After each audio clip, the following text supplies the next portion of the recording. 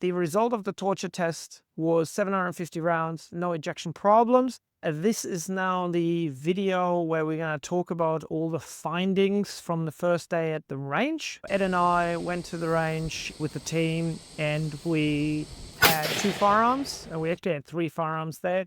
2 that were going to be shot, 1 for replacement parts as we require them.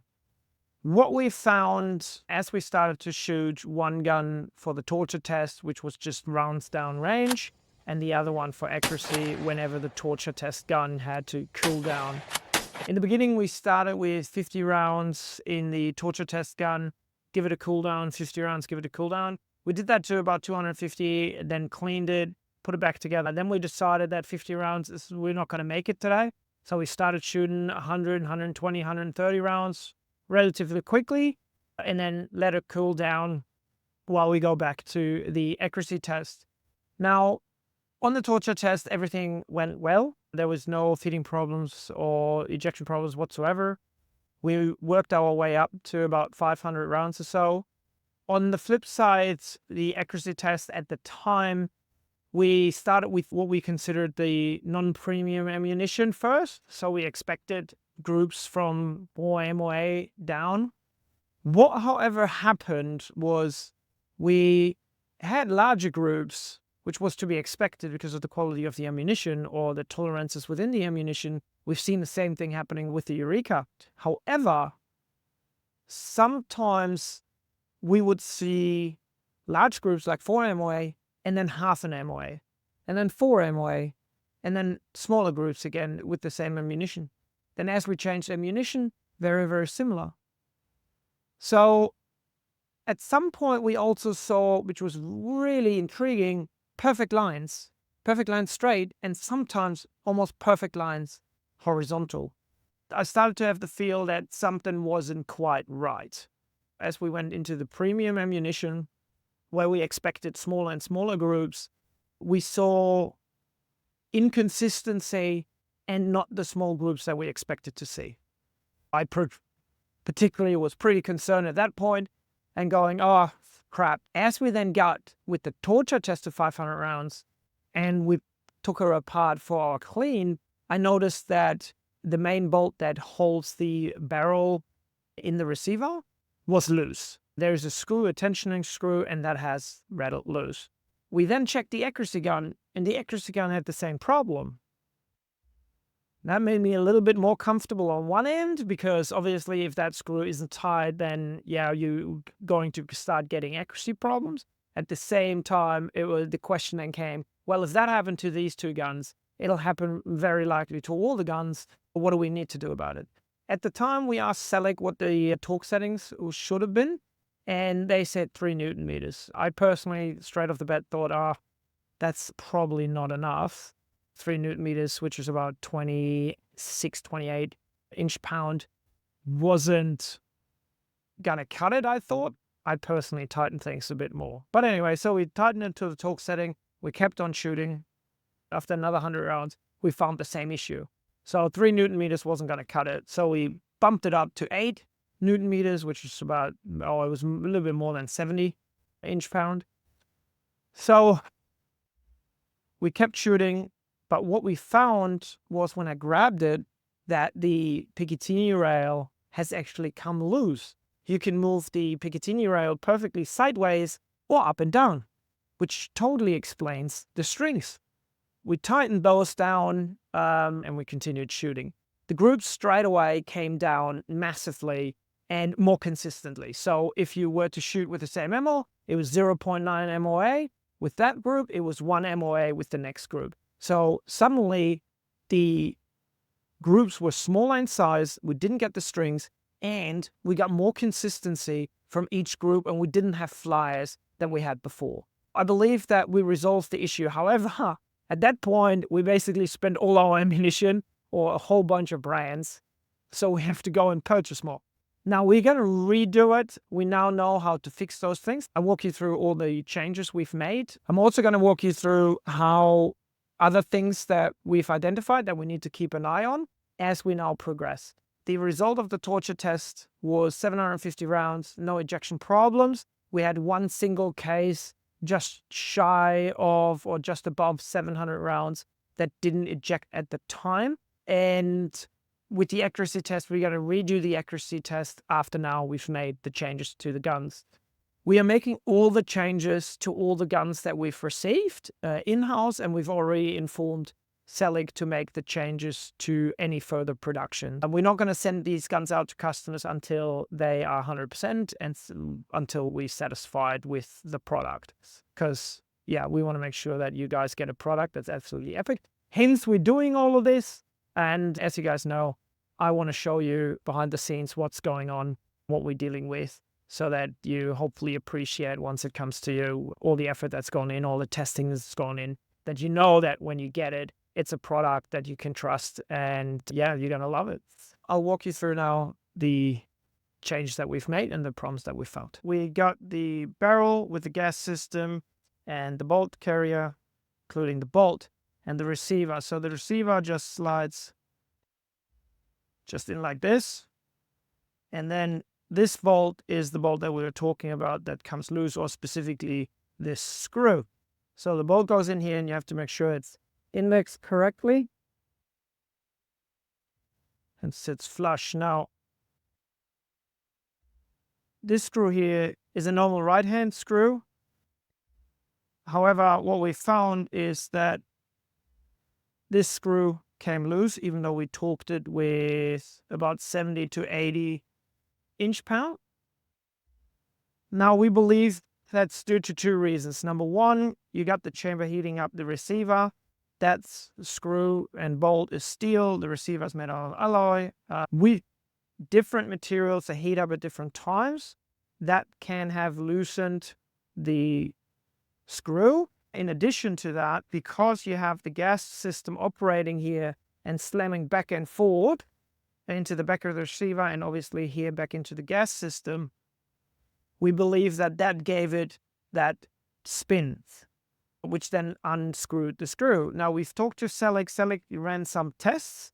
They made an anti-clockwise screw, so left thread, which actually didn't come loose. Going forward, they are now dispatching these bolts to us immediately with a left-hand screw.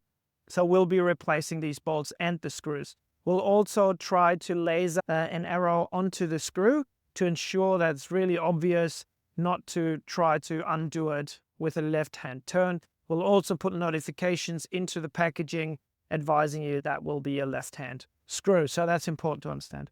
That problem we consider fixed. We're just waiting for the bolts and screws. The second issue we found was that these two screws have come loose on the Picatinny rail and allowed us to move the Picatinny rail, which is obviously not the point. Again, this sits right over the chamber and is now connected directly with steel upwards. It basically caused the original Loctite that was on there to burn off and then rattle loose. We're now using higher temperature Loctite. We tested it and we put 200 rounds and 100 rounds of that in very quick succession through it, and it hasn't come loose whatsoever. So we'll continue to do that with all the firearms we've received. We've talked to Selig, and Selig has confirmed that they are using higher temperature Loctite for these screws as well. The last problem that we identified at the range was that the charging handle was flying off. The charging handle is inserted by pulling this spring pin back and then inserting the charging handle, which I personally really like because I just hate to pull them out of shotguns, but that's just me. So I'll pull that back and then I can take the charging handle out. Now, when we received them, they were a little loose. There's this tension spring in here, and the tension spring, we believe, isn't tensioned enough for the recoil not to open this up. Basically what happens is as this shoots backwards and hits the back of the receiver, the tension spring gives in and the charging handle comes flying out. Obviously, if you're in a field and that happens, that's a bad day and it's a bad hunting trip. What we've done is we've tensioned the tension spring to the absolute maximum where this pin just disappears enough to set the charging handle in. we Loctite the tension screw in, and we've run a test of 200 rounds, and we found that the handle did not come out at all. And so we believe it just needs a fine tune and a Loctite into the tension spring. We'll do that in-house as well. And we informed Selig of the same, and they're doing it on their end as well. That resolved the last issue that we've identified at the range. Since then, we've taken this firearm apart. This one was the one that we used for the accuracy shoot. The other one, which I'll show you now, is the one for the torture one, where we can definitely see a little bit more wear and tear than on this gun. This is the torture test gun, which has done 750 rounds so far. From a trigger group point of view, there's no issues whatsoever. That's all acceptable wear and tear. Ed was concerned about this particular edge, but other than really taking off a little bit of the paint and a tiny burr, there is nothing that happened. You can also see here that it actually, when it does grab, it grabs a fair bit. We're not going to see any issues, I think, with that part at all going forward. Other than that, the trigger group is all okay. The bolt and bolt carrier group are fine too. Where we found two small issues that we need to resolve, and the bigger one of the two is this buffer sits in the back of the receiver, sits in here, basically like this, okay? When this bolt comes back, it hits that buffer. That buffer has started to wear a little bit, which allowed the bolt to hit the back of the receiver slightly. You can see this round mark here. The bolt has actually pushed through the buffer and has hit the back of the receiver. This is likely to happen because of the recoil spring slowly wearing. Once they're in use and we've put 750 rounds through it, we noticed that between the accuracy spring, we see about an inch of a difference in the spring. So as we continue with the torture test, we're likely to see damage coming from the spring giving in. We will have to replace that spring at some point to not destroy the gun, because you should be replacing these springs as you use them and as they go beyond a certain length. So we will also provide you with a guide on when to replace a recoil spring so that you know that you're not starting to have serious damage with your firearm. At the moment, there is no damage, but once we get to, let's say, closer to 2,000 rounds, if we weren't replacing the spring or the buffer, we certainly would start to see the steel receiver slamming into the back and leaving more than just a cosmetic imprint on the back. That's something to keep an eye on. As we were shooting past the 700 round mark with the torture test gun, we started to see that the ejection became slower and slower. Sometimes it was a perfect ejection, and sometimes it was just a drizzle out. It didn't jam, but it was a drizzle out. So we estimated that maybe another 50 rounds and another maybe 100 rounds, and we're going to start seeing ejection problems consistently, where we then have the failure, and that at that point we would have had to replace the ejection and extractor springs. We just measured the length of these springs compared to the accuracy gun, and we found that they're actually very, very similar. So even though they're not the strongest, as in other guns, some of them are a lot stronger if you push them in and sideways too, they seem to still have significant tension when you compare them to new guns or barely fired guns. Which makes me believe that this here actually was the primary issue of the potentially upcoming ejector issues. We found that this little screw here, which is the fixating screw for the piston tube, was actually loose. Now, on the accuracy gun, this wasn't loose. It was still Loctite in, and it didn't move at all, so the piston tube was perfectly aligned. However, on the torture test gun, which we, burned out quite good, that Loctite has burned off, and that screw has come loose, so that this piston could move just like this. And that is enough for the gas on some rounds to escape sideways here rather than through the actual piston tube.